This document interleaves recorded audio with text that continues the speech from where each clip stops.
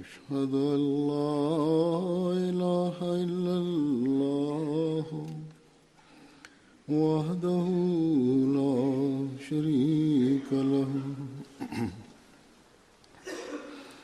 وأشهد أن محمدا عبده ورسوله أما بعد فأعوذ بالله من الشيطان الرجيم بسم الله الرحمن الرحيم الحمد لله رب العالمين الرحمن الرحيم مالك يوم الدين إياك نعبد وإياك نستعين اهدنا الصراط المستقيم صراط الذين أنعمت عليهم غير المغضوب عليهم ولا الضالين.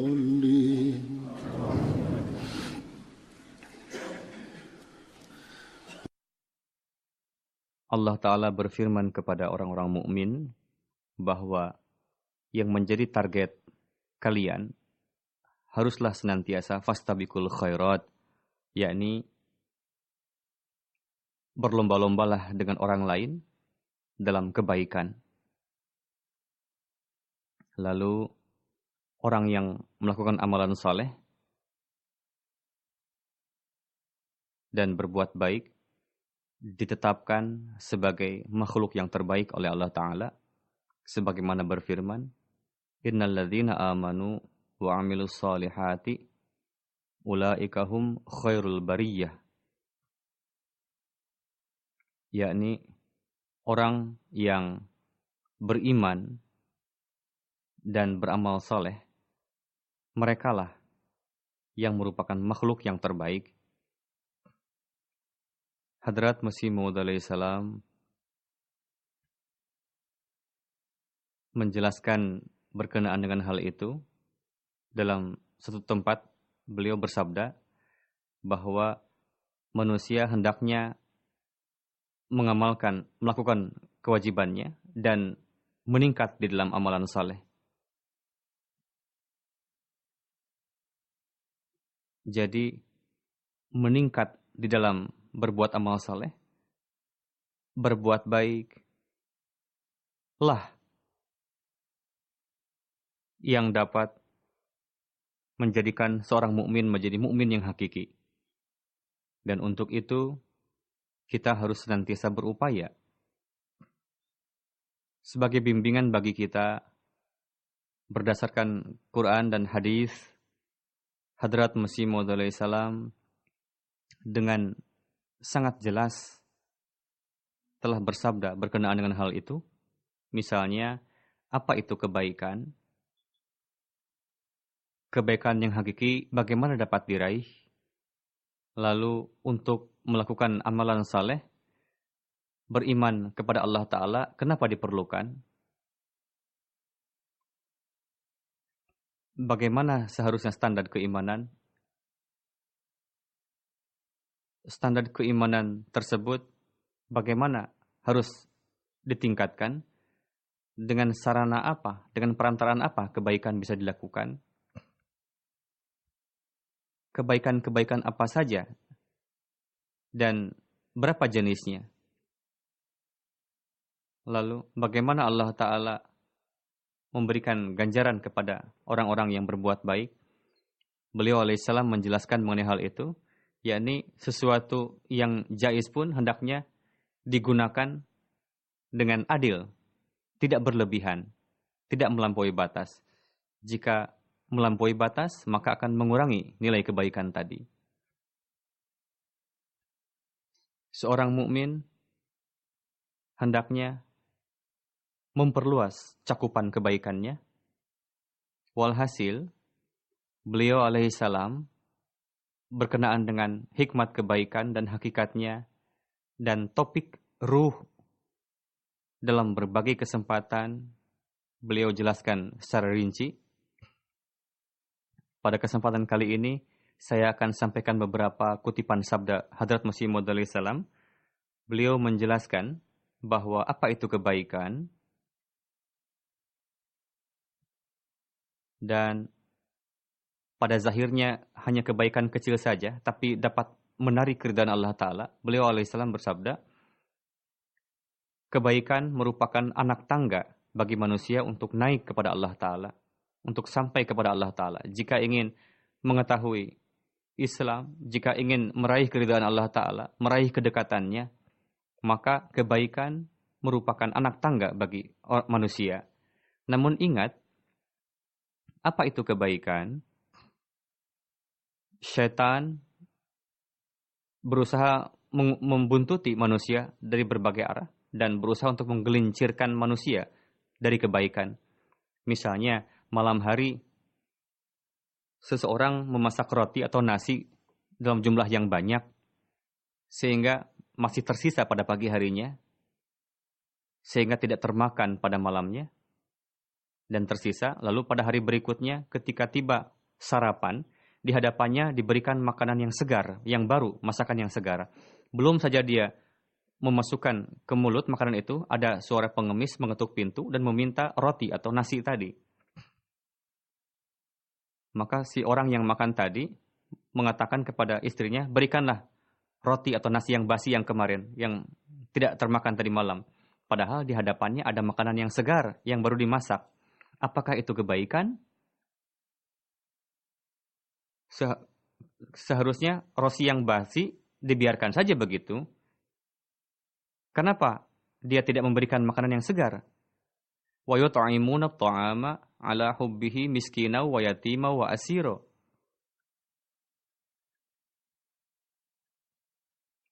Beliau alaihissalam bersabda, perlu diketahui bahwa yang dimaksud dengan ta'am dalam bahasa Arab adalah makanan yang disukai, makanan yang baik. Jadi makanan yang sudah basi, yang tidak termakan, tidak termasuk ke dalam kategori ta'am dalam bahasa Arab. Misalnya makanan tadi malam yang sudah basi atau sudah tidak enak lagi, tidak disebut dengan ta'am makanan seperti itu. Walhasil, makanan yang segar, yang baru dimasak, yang disimpan di piring di depan kita, belum makanan itu dimakan, atas suara pengemis dari luar mengetuk pintu, jika itu diberikan makanan yang segar tadi, maka itulah kebaikan. Makanan atau masakan yang baru dimasak, segar, jika itu diberikan kepada si pengemis tadi, maka itulah kebaikan. Kebaikan bukanlah saya memakan makanan yang segar, yang enak, biar si pengemis itu memakan makanan yang basi, yang tadi malam, yang tidak dimakan lagi. Itu bukanlah kebaikan. Jadi, jika manusia sampai pada kekedalaman seperti itu, baru dia dapat meraih kebaikan yang hakiki. Jadi, kebaikan yang hakiki harus kita upayakan untuk melakukannya. Dan bagaimana kebaikan ini bisa timbul? Kebaikan ini tidak akan timbul tanpa keyakinan yang sempurna kepada Allah Ta'ala. Tanpa keimanan yang sempurna kepada Allah Ta'ala. Beliau alaihissalam bersabda, untuk kebaikan yang hakiki adalah penting supaya orang tersebut, manusia, meyakini wujud Allah Ta'ala. Karena penguasa negara atau polisi tidak mengetahui apa yang dilakukan di dalam suatu rumah. Jika kita beriman kepada wujud Allah Ta'ala, bahwa Allah Ta'ala ini maha melihat segala sesuatu, mengetahui segala sesuatu, meskipun si pejabat atau lembaga pemerintah, dia tidak tahu apa yang ada di dalam hati manusia. Namun Allah Ta'ala mengetahui apa yang di dalam diri manusia. Kita harus beriman bahwa Allah Ta'ala ini maha mengetahui segala sesuatu. Allah Ta'ala mengetahui hal yang gaib. Beliau bersabda, meskipun seseorang mengklaim bahwa saya berbuat baik, tapi apapun yang ada di dalam isi hatinya, untuk itu dia tidak takut akan cengkeraman Allah Ta'ala. Dan tidak ada di dalam pemerintahan duniawi yang rasa takutnya menyelimuti dia di malam hari, di siang hari, dalam kesendirian, dalam keramaian, dalam kesepian, di dalam keramaian, di rumah maupun di pasar, dalam berbagai kondisi. Terkadang manusia berbuat sesuatu sembunyi-sembunyi di berbagai tempat, di dalam berbagai kondisi. Dan dia tahu, meskipun tidak ada orang yang melihat, sehingga dia tidak takut. Dan karena tidak merasa takut seperti itu, dia berbuat kesalahan. Dia melakukan sesuatu yang salah, berdosa. Selain Allah Ta'ala. Allah Ta'ala maha mengetahui segala sesuatu. Untuk itu, jika kalian ingin melakukan kebaikan yang hakiki, maka keimanan kepada Allah Ta'ala sangat diperlukan. Jadi untuk perbaikan akhlak, beriman kepada zat adalah penting, yakni zat yang setiap saat, setiap keadaan menjadi pengawas akan amalan-amalan manusia dan mengetahui rahasia apa yang ada dalam diri manusia. Dan selain zat Allah Ta'ala, tidak ada zat yang lain. Jadi jika ada keimanan seperti ini, keimanan kepada Allah Ta'ala, seperti dalam standar tersebut, dan setiap saat ingat kepada Allah Ta'ala, baru manusia akan dapat melakukan kebaikan yang hakiki. Lalu berkenaan dengan kebaikan yang hakiki, beliau alaihissalam menjelaskan lebih dalam lagi bahwa makna takwa adalah menjauhi keburukan sampai yang sekecil-kecilnya, sehalus-halusnya. Namun ingatlah, kebaikan tidak hanya mengatakan bahwa saya baik katanya, karena saya tidak merampas harta orang lain, saya tidak mencuri, saya tidak merampas, saya tidak mencari nafkah dengan cara yang keliru, bukanlah kebaikan. Atau saya tidak merampok, saya tidak mencuri, saya tidak memandang dengan pandangan yang buruk. Kebaikan yang seperti itu bagi orang arif layak untuk ditertawakan. Karena jika dia terjerumus dalam keburukan, dia melakukan pencurian atau perzinahan, maka dia tahu bahwa dia akan dihukum. Jadi bukanlah kebaikan orang yang ditertawakan oleh orang arif seperti itu. Jadi kebaikan yang hakiki adalah dia seharusnya mengkhidmati umat manusia dan di jalan Allah Ta'ala dia memperlihatkan kesetiaan dan yang sempurna sampai-sampai dia siap untuk memberikan jiwanya bagi Allah Ta'ala. Untuk itu difirmankan, innallaha ma'al ladzina taqaw wal ladzina hum muhsinun. Innallaha ma'al ladzina taqaw wal ladzina hum muhsinun. Yakni Allah Ta'ala beserta dengan orang-orang yang menjauhi keburukan dan seiring dengan itu dia pun melakukan kebaikan. Bersabda, ingatlah dengan baik bahwa hanya menjauhkan keburukan saja bukanlah suatu keistimewaan. Dengan mengatakan saya tidak melakukan keburukan, saya soleh katanya. Bukan. Sebelum dia melakukan amalan soleh. Banyak sekali orang yang dia tidak pernah berzina, dia tidak pernah membunuh, dia tidak pernah mencuri, dia tidak pernah merampok. Dan meskipun demikian, dia di jalan Allah Ta'ala tidak memperlihatkan contoh kesetiaan dan kebenaran di hadapan Allah Ta'ala. Di jalan Allah Ta'ala, demi untuk meraih keridhaan Allah Ta'ala, dia tidak melakukan kebaikan. Dia tidak melakukan pengorbanan. Meskipun banyak keburukan yang tidak dia lakukan. Atau dia tidak melakukan pengkhidmatan kepada umat manusia. Jika dia tidak melakukan hak-hak Allah Ta'ala dan hambanya, dengan demikian tidak terhitung sebagai kebaikan. Memang dia tidak melakukan keburukan, namun jika dia tidak melaksanakan hak-hak Allah Ta'ala, dan jika dia tidak mengkhidmati umat manusia, maka itu bukanlah kebaikan. Beliau bersabda, adalah jahil orang yang memasukkan orang tersebut ke dalam golongan orang-orang yang baik. Dengan hanya berpikiran seperti itu, tidak lantas menjadi waliullah manusia itu. Bahwa dia sudah meninggalkan keburukan saja. Lalu beliau alaihissalam bersabda bahwa bukanlah layak untuk dibanggakan, yakni manusia merasa bahagia karena dia tidak berzina, atau dia tidak membunuh, dia tidak mencuri, atau apakah itu merupakan kebaikan yang terhindar dari semua perbuatan buruk itu? itu bukanlah hal yang besar. Bahwa saya tidak melakukan keburukan. Sebenarnya dia mengetahui bahwa jika dia mencuri maka tangannya akan dipotong. Atau dengan hukum yang sekarang, jika dia mencuri maka dia akan dipenjara, akan ditangkap, akan mendapatkan hukuman. Jadi bukanlah kesempurnaan. Dia tidak melakukan keburukan karena dia takut akan hukuman. Dalam pandangan Allah Ta'ala, Islam bukanlah sesuatu yang menjauhi keburukan. Sebelum dia meninggalkan keburukan itu dan mengupayakan kebaikan, dia tidak akan hidup dalam kehidupan rohani. Islam, hakikat ajaran Islam adalah meningkat di dalam kerohanian. Perbaikilah kehidupan rohani manusia. Jika hanya meninggalkan keburukan saja, maka kehidupan rohaninya tidak lantas akan lebih baik. Dengan meninggalkan keburukan, lalu mengupayakan kebaikan juga adalah perlu untuk menghidupkan kerohanian. Jika tidak, maka rohaninya akan mati. Beliau alaihissalam bersabda, kebaikan adalah seperti asupan makanan. Sebagaimana manusia tidak bisa hidup tanpa makanan, begitu juga jika dia tidak melakukan kebaikan, maka tidak akan hidup rohaninya. Keimanan kondisi ini bisa meningkat jika dia meningkat keimanan kepada Allah Ta'ala. Bagaimana standar keimanan kepada Allah Ta'ala seyogianya?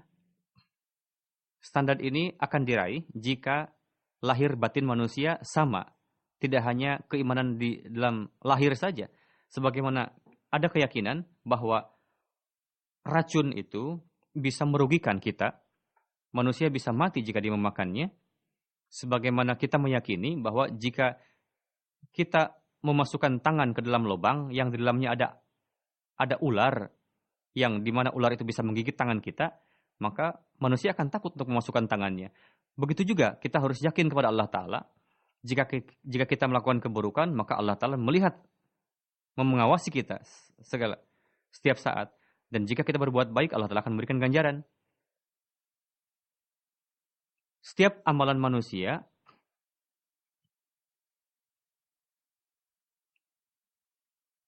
dengan amalan manusia zahir wujud Allah Ta'ala. Setiap saat dia sadar bahwa Allah Ta'ala mengawasiku setiap saat.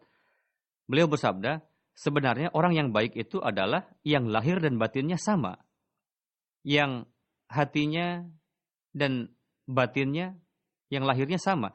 Jadi dia berjalan di dunia ini seperti malaikat. Apa yang di dalam hatinya, apa yang di dalam luar dirinya, yang nampak sama. Jadi standar kebaikannya, dia seperti layaknya malaikat. Orang ateis, dia tidak mendapatkan akhlak yang seperti itu.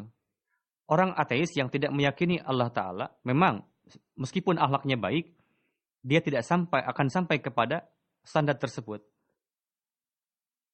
Ada saja dalam dirinya, mungkin saja dia terhenti dari keburukan, atau dia melakukan akhlak-akhlak yang mendasar sifatnya. Namun, meskipun demikian, kondisinya akan tetap lemah dalam kebaikan orang ateis ini. Jadi, segala hasil buah itu muncul dari keimanan.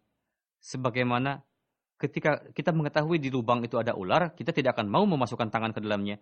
Ketika kita tahu bahwa jika racun itu mematikan, maka kita yakin bahwa racun itu mematikan. Dan nama dari itu adalah kita tidak akan memasukkan ke dalam mulut kita racun tersebut. Dan kita akan terhindar dari kematian.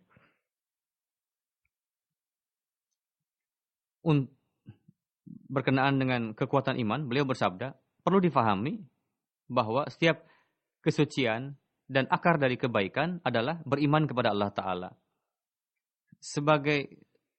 Seberapa besar iman manusia lemah, maka sebesar itu pula lah akan timbul kelemahan, kelalaian dalam amalan soleh.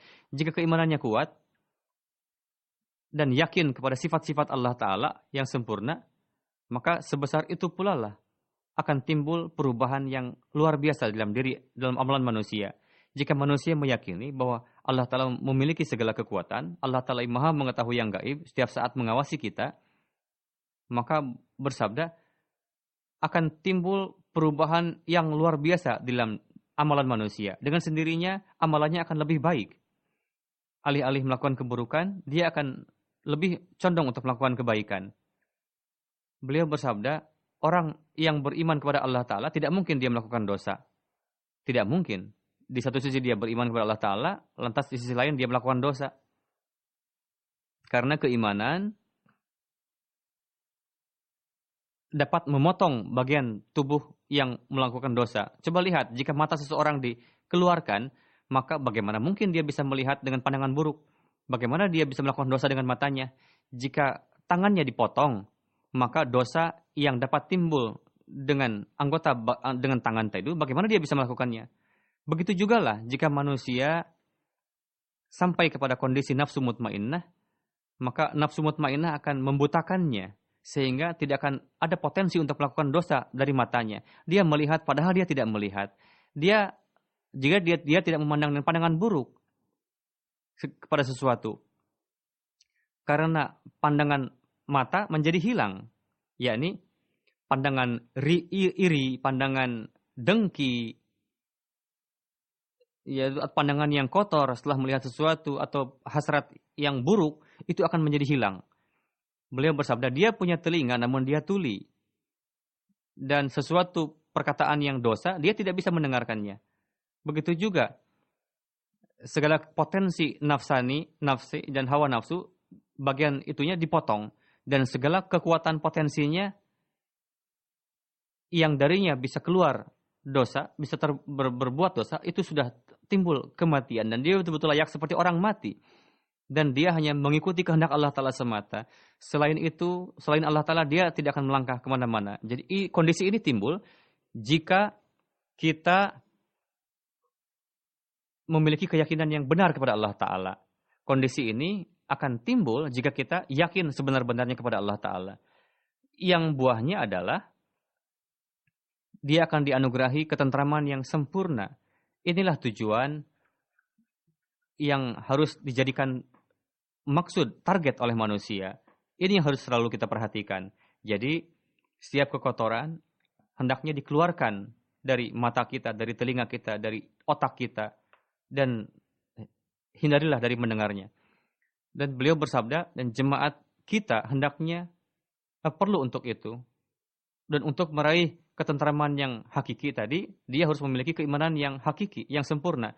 Jadi kewajiban anggota jemaat kita adalah hendaknya mereka meraih keimanan yang sempurna kepada Allah Ta'ala. Inilah target yang beliau alaihissalam berikan kepada kita sebagai Ahmadi.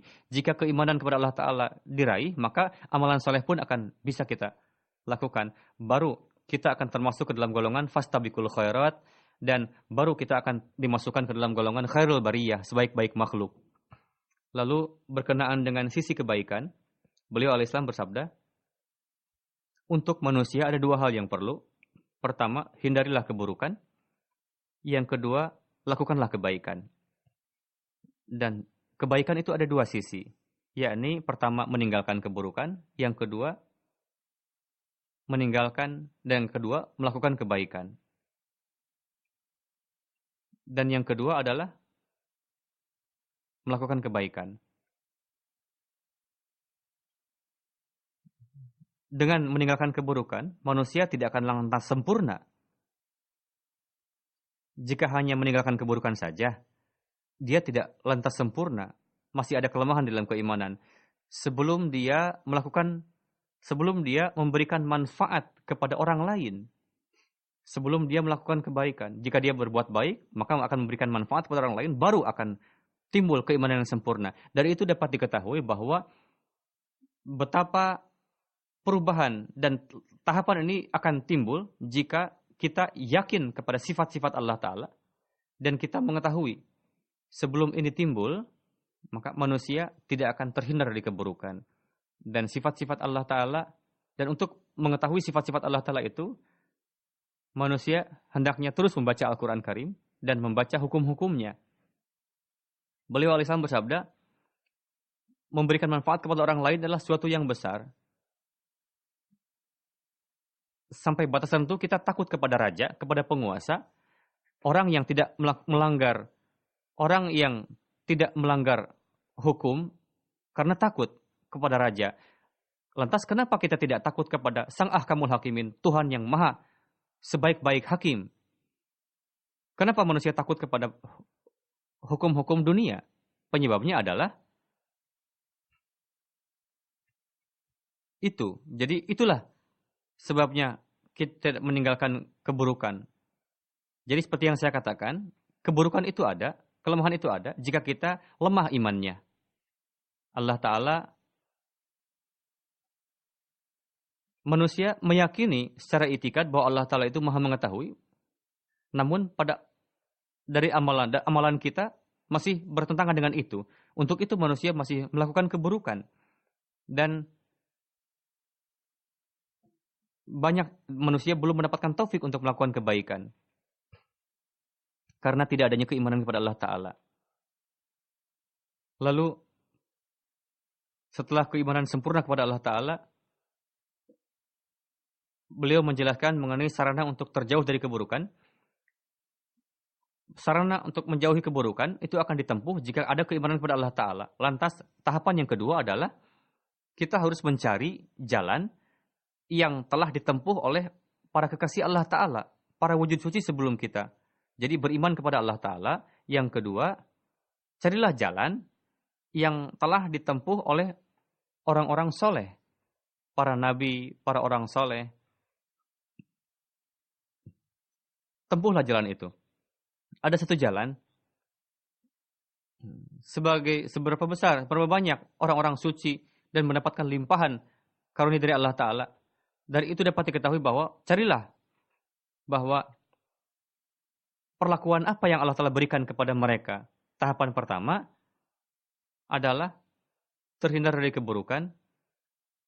Itu dari penampakan sifat jalali Allah Ta'ala. Karena itu musuh dari kejahatan.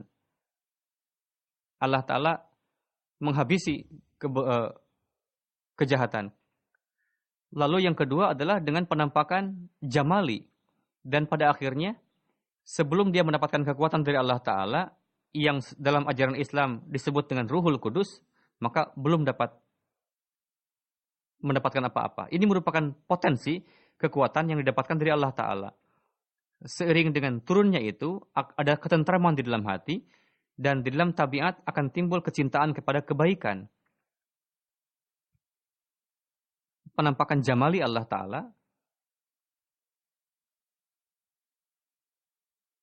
dari itu akan timbul perhatian kepada kebaikan, bukan kepada keburukan. Lalu timbul ketenangan, ketentraman di dalam hati. Inilah amalan orang-orang soleh yang merupakan teladan bagi kita semua.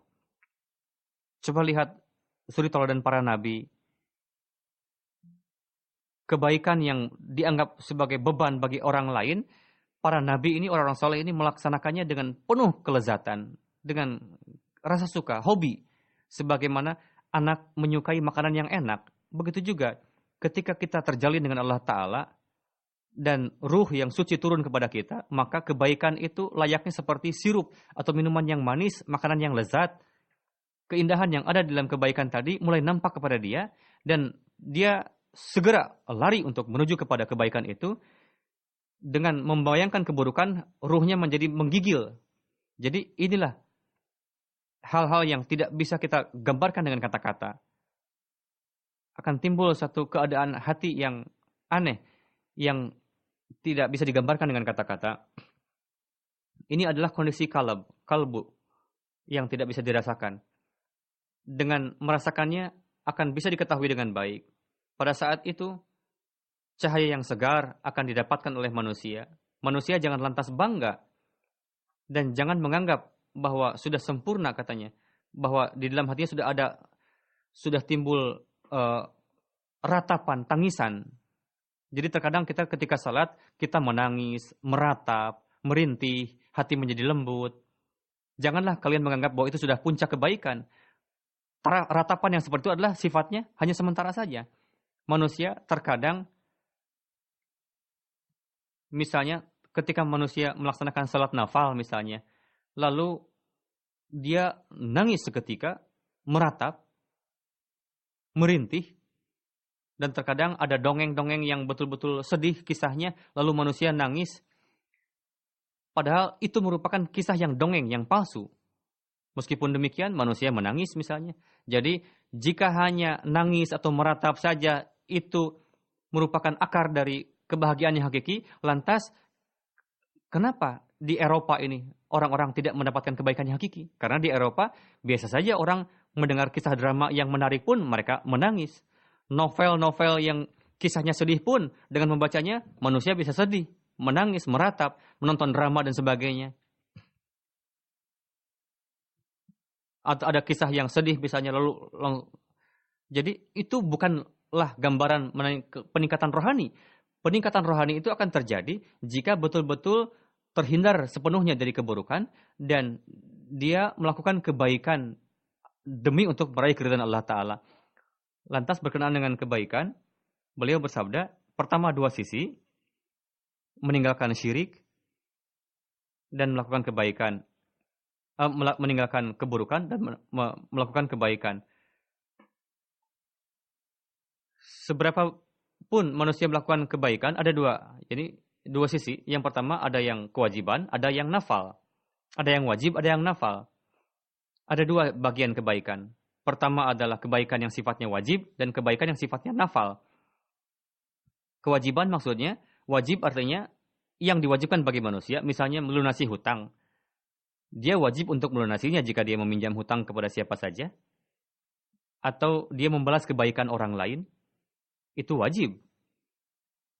Selain kewajiban-kewajiban itu, ada kebaikan yang sifatnya nafal. Yang lebih sifatnya. Yakni kebaikan yang lebih dari yang haknya. Diberikan lebih dari haknya. Jadi, membalas ihsan orang lain dengan lebih lagi nilainya. Itulah ihsan. Jadi tidak hanya membalas ihsan saja, melainkan membalas yang lebih dari itu. Inilah nafal. Jadi ini sebagai kewajiban. Dari itu kewajiban akan terlaksana dan sampai kepada kesempurnaan. Dari hadis ini, hadis menjelaskan bagaimana para waliullah melaksanakan kewajiban tadi dengan nafal. Para waliullah pelaksanaan kewajiban agamanya mereka lakukan dengan nafal. Misalnya selain zakat, dia membayar sedekah juga. Allah Ta'ala menjadi walinya lantas. Allah Ta'ala berfirman, persahabatan dengan orang tersebut sampai-sampai katanya aku menjadi tangannya, aku menjadi telinganya, aku menjadi matanya. Sampai-sampai aku menjadi mulutnya yang dengannya dia berbicara. Ketika manusia meningkat dalam keimanan, yakin kepada Allah Ta'ala, maka untuk meraih keridhaan Allah Ta'ala, dia akan melakukan amalan saleh. Lantas Allah Ta'ala akan memberikan taufik yang lebih lagi untuk melakukan kebaikan. Sebagaimana beliau alaihissalam bersabda, bagi Islam, kudrat hukum alam, bahwa dari satu kebaikan akan timbul kebaikan lainnya. Saya teringat katanya, di dalam buku Tazkiratul Aulia, saya membaca, ada seorang orang tua berumur 90 tahun, dia seorang penyembah api. Secara kebetulan, karena hujan berturut-turut selama seminggu, lalu karena dia memberikan makanan kepada si burung, karena burung tidak bisa keluar karena hujan berturut-turut selama seminggu. Dia memberikan biji-bijian kepada burung-burung. Lalu ada orang muslim, tetangganya, orang tua. Si muslim tadi bertanya kepada orang tua penyembah api tadi, apa yang kamu lakukan orang tua? Katanya. Lalu orang tua ini menjawab, hujan selama 7 hari berturut-turut katanya. Sehingga saya memberi makan biji-bijian kepada burung-burung ini. Lalu orang tua muslim tadi mengatakan, kamu melakukan perbuatan yang sia-sia, tidak ada manfaatnya katanya. Karena kamu kafir. Kamu tidak akan mendapatkan ganjaran karena kamu kafir. Orang tua yang penyembah api tadi menjawab, saya pasti akan mendapatkan ganjaran dari perbuatan baik ini. Orang tua itu yakin kepada zat Allah Ta'ala. Dia memiliki fitrat baik, orang tua yang penyembah api itu. Lalu orang tua yang muslim tadi mengatakan, saya pergi suatu saat naik haji, maka dari kejauhan saya melihat orang tua penyembah api tadi sedang ikut tawaf di Ka'bah. Dia yang memberi makanan kepada burung tadi, dia sedang tawaf di Ka'bah. Melihat dia, saya terheran-heran ketika saya mendekat kepada orang tua itu. Sebelum saya berbicara kepadanya, dia langsung mengatakan kepada saya bahwa apakah makanan yang saya berikan kepada burung tadi Allah Ta'ala tidak balas? Sekarang aku sudah masuk Islam, aku sudah naik haji, ini merupakan ganjaran dari Allah Ta'ala disebabkan karena dia ridho, karena perbuatanku yang memberikan makan kepada burung saat itu. Lalu beliau bersabda, bagaimana Allah Ta'ala tidak menyia-nyiakan ganjaran orang kafir? Bagaimana mungkin Allah Ta'ala akan menyia-nyiakan ganjaran yang dilakukan oleh orang muslim, orang mukmin? Saya teringat kepada seorang sahabat, beliau bertanya kepada Rasulullah, katanya, ya Rasulullah, waktu saya masih kafir dulu, saya sering sedekah. Apakah saya akan mendapatkan ganjaran dari sedekah-sedekah saya yang saya lakukan ketika saya kafir itu? Rasulullah SAW menjawab, justru Islamnya kamu ini merupakan ganjaran dari sedekah-sedekah yang kamu lakukan pada saat kamu kafir itu. Sekarang kamu sudah masuk Islam, inilah buah dari ganjaran itu. Lalu beliau bersabda, hal-hal yang dijaizkan, yang dibolehkan pun, hendaknya lakukanlah itu sampai batas tertentu yang dibolehkan. Beliau al-Islam bersabda, akar kebaikan juga adalah kelezatan duniawi yang memang diperbolehkan, janganlah melampaui batas. Seperti makanan, minuman, Allah Ta'ala tidak mengharamkannya. Tapi jika manusia siang malam menyibukkan diri demi untuk makan minum, berarti itu dia menambah-nambahkan. Padahal kelezatan dunia ini ada supaya jangan sampai kita lemah. Itu merupakan nikmat Allah Ta'ala makanan minuman itu, tapi seiring dengan itu supaya tubuh kita sehat, ada kekuatan. Lalu manusia dapat melaksanakan kewajiban kepada Allah Ta'ala dengan makanan minum tadi. Itu yang harus kita pikirkan. Jangan sampai kesehatan kita rusak. Permisalannya seperti sebagaimana seorang tukang delman, pengendara kuda, ketika dia menempuh jalan 7-8 kilo, merasa si kudanya sudah lelah, maka dia menghentikan dulu perjalanannya, lalu memberikan makanan, memberikan minuman kepada si kuda itu, supaya kelelahannya menjadi hilang dan punya tenaga lagi untuk berjalan lagi. Begitu juga kenikmatan yang diambil, yang dirasakan oleh para nabi itu, para nabi pun makan, minum, para nabi pun menggunakan, memanfaatkan benda-benda duniawi, mendapatkan ketenangan, mereka pun menikah, mereka pun punya anak. Semua itu digunakan oleh para nabi.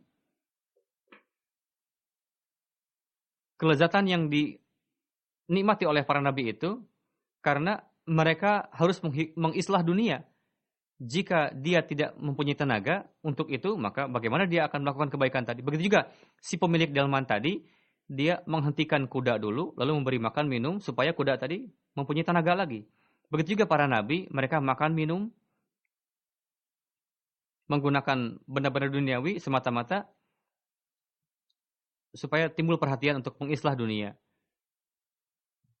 Ada keberatan kepada Hadrat Masih Maud salam, katanya, ada orang yang mengatakan, katanya, loh kok Mirza Sahib katanya Hadrat Masih Maud salam makan pelau juga, makan nasi juga, makan nasi yang enak. Lalu huzur pertama menjawab, saya tidak pernah membaca di dalam Quran, hadis, di dalam buku-buku apapun bahwa Nabi itu tidak memakan makanan yang enak. Memangnya lantas kenapa kalau Nabi makan makanan yang enak?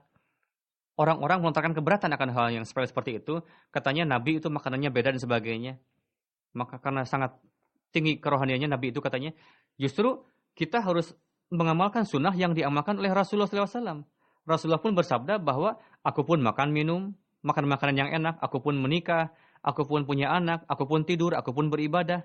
Jadi kalian harus berjalan di atas sunnahku, kata Rasulullah.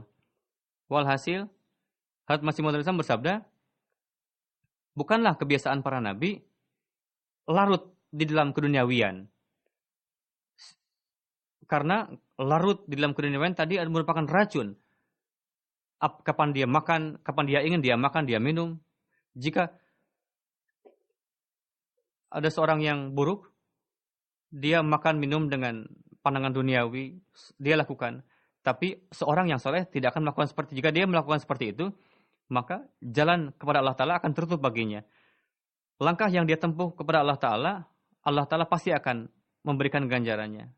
Allah Ta'ala berfirman, "I'dilu huwa aqrabu littaqwa." Jadi, makan minumlah dengan secukupnya. Ini merupakan takwa. Jadi, dosa itu tidak hanya manusia melakukan zina atau mencuri, melainkan melampaui batas pun dari sesuatu yang dibolehkan, itu pun merupakan dosa.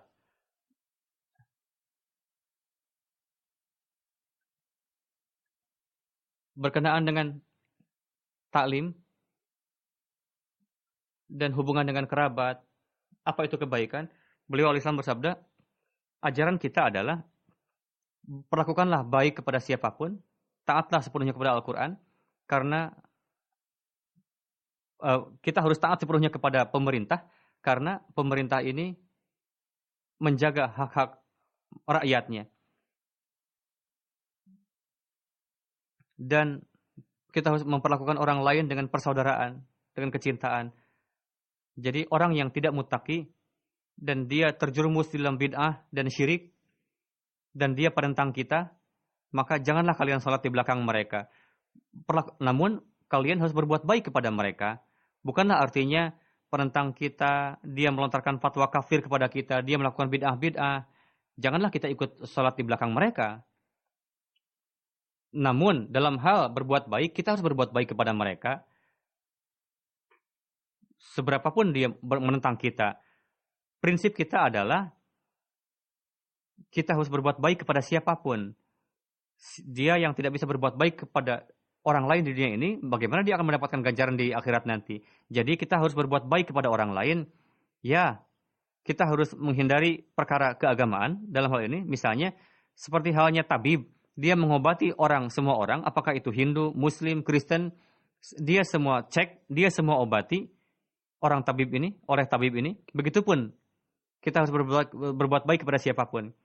Jika ada yang mengatakan bahwa kenapa para nabi membunuh orang kafir, katanya jawabannya adalah orang kafir itu telah betul-betul membunuh orang muslim pada saat itu karena kejahatan, melampaui batas, mereka berbuat zalim kepada umat muslim, dan sebagai hukumannya, karena mereka sudah layak untuk mendapatkan hukuman saat itu, dia bukanlah karena dia ingkar kepada Islam, karena dia tidak mengingat kepada Rasul, bukan.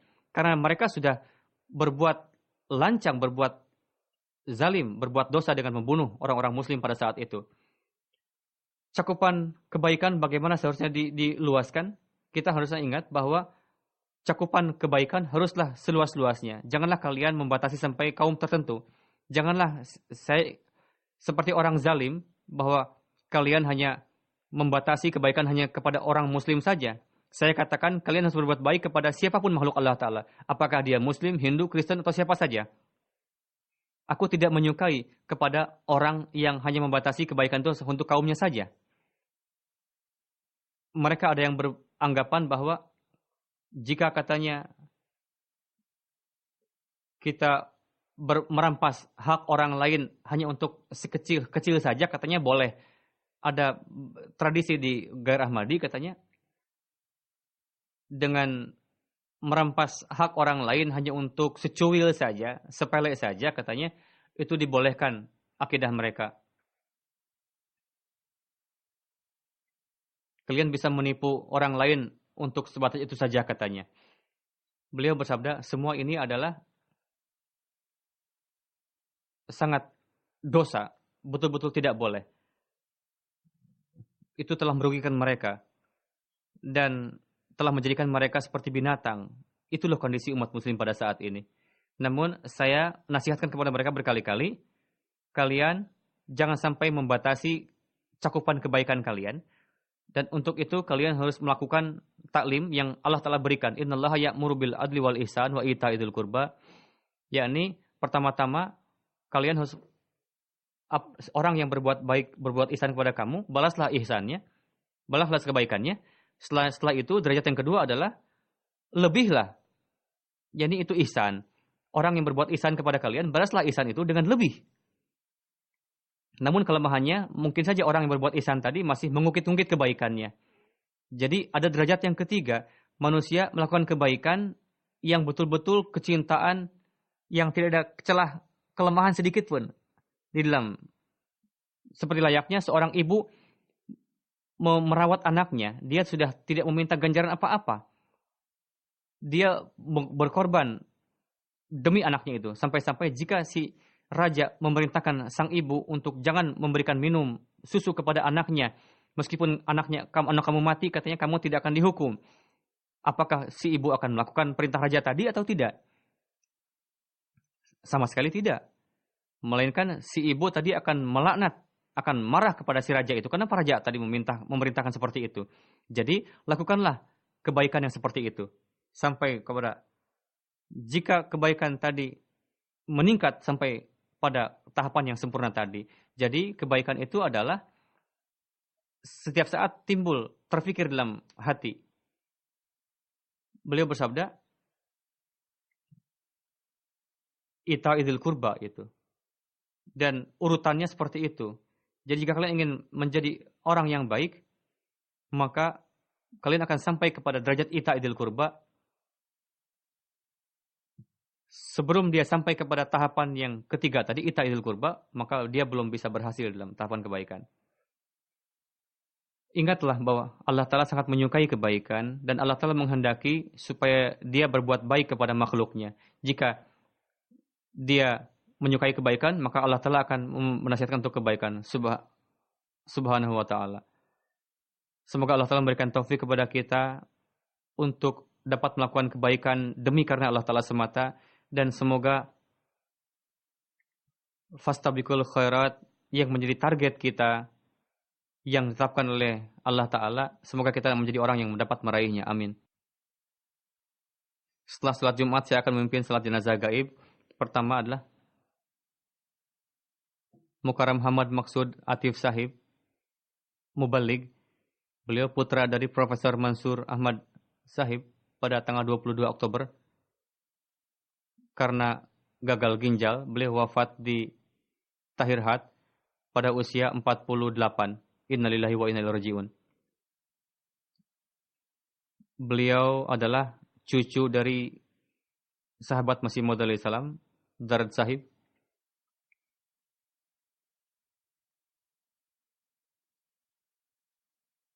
Ayah beliau, Profesor Mahmud Ahmad Atif, Masyhud Ahmad Atif. Pada sejak 55 sampai 86, beliau sebagai dosen di Talimul Islam College.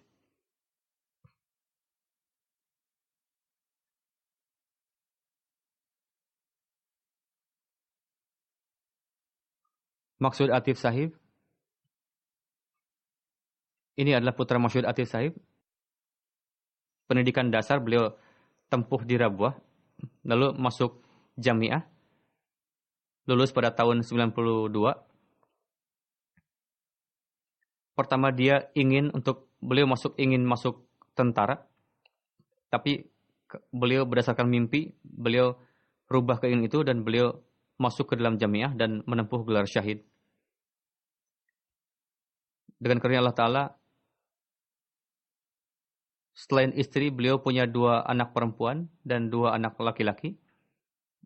Satu adalah beliau 3 anak beliau masih menempuh pendidikan.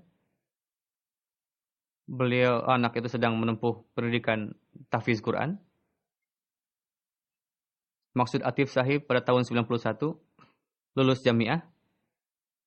Lalu ditugaskan di Pakistan, di berbagai kota di Pakistan. Setelah itu beliau mempelajari bahasa Prancis di Islam University, An-Namal. Dan pada tahun 97 Mei, beliau ditugaskan ke Ivory Coast sebagai mubalik. Pada tahun 2002, beliau berkhidmat di Ivory Coast. Sampai 2016, beliau di Burkina Faso. Setelah itu karena sakit ginjal, beliau dipanggil lagi ke Pakistan. Istri beliau mengatakan, ketika saya pergi ke Ivory Coast, beliau dengan gigihnya mengajarkan bahasa Prancis kepada saya supaya saya bisa bergaul dengan mudah dengan orang-orang di Ivory Coast.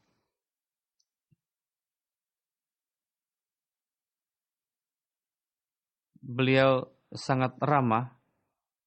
Kawan-kawan beliau mengatakan beliau sangat ramah.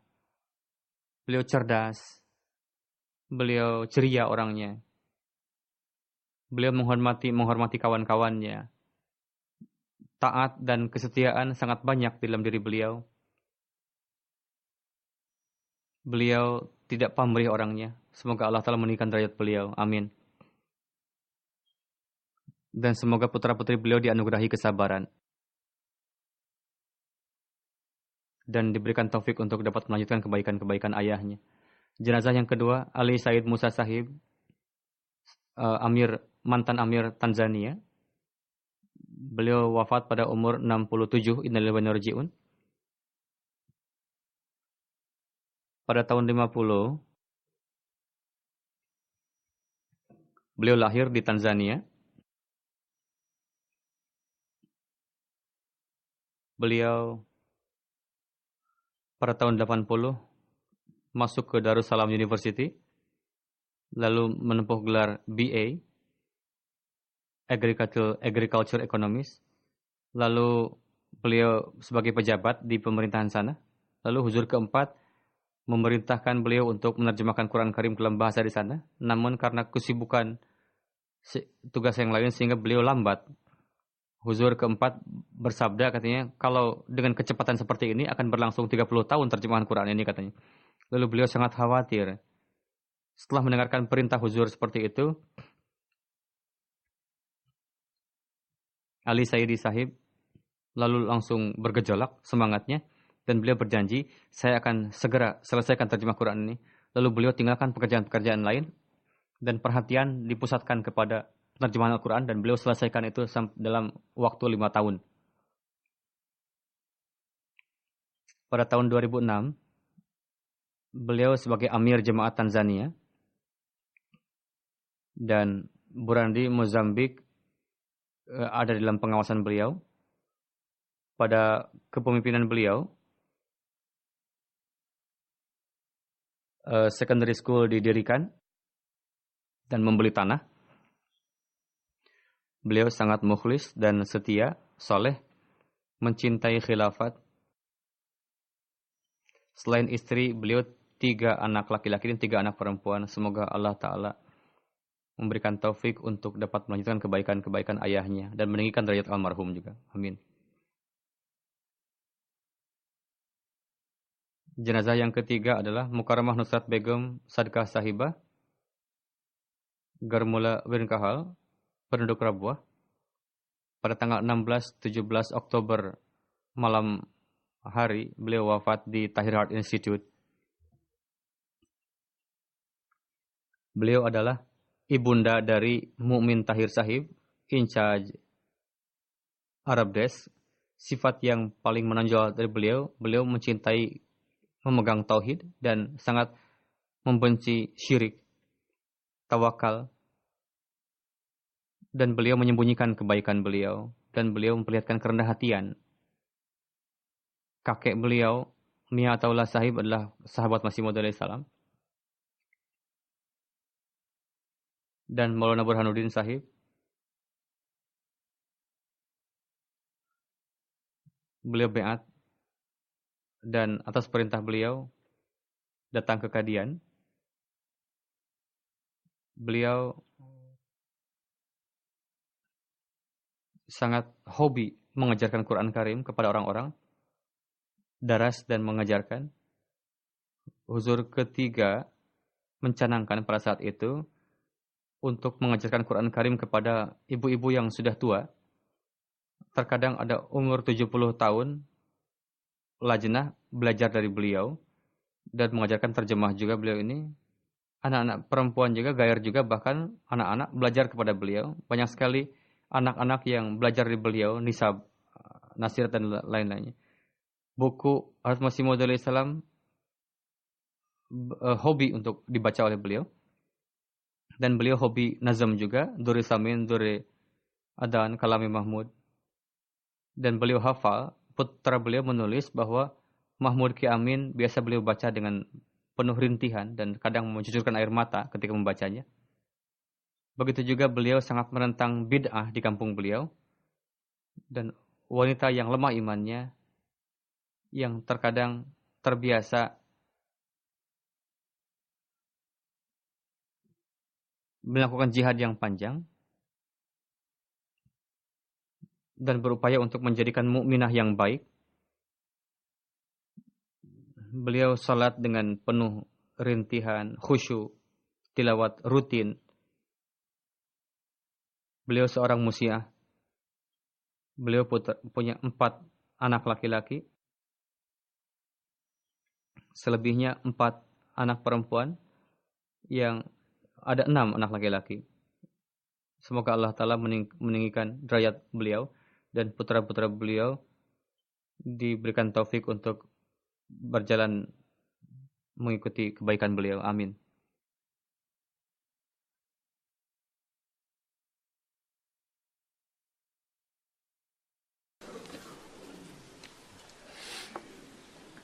Alhamdulillah, alhamdulillah, nahmaduhu alhamdulillah, nahmaduhu wa nasta'inuhu wa nastaghfiruhu wa nu'minu bihi wa natawakkalu alayhi wa na'udzu billahi min shururi anfusina ومن سيئات أعمالنا من يهده الله فلا مضل له ومن يضلل فلا هادي له ونشهد أن لا إله إلا الله ونشهد أن محمدا عبده ورسوله عباد الله رحمكم الله إن الله يأمر بالعدل والإحسان وإيتاء ذي القربى وينهى عن الفحشاء والمنكر والبغي يعظكم لعلكم تذكرون اذكروا الله يذكركم وادعوه يستجب لكم ولذكر الله أكبر.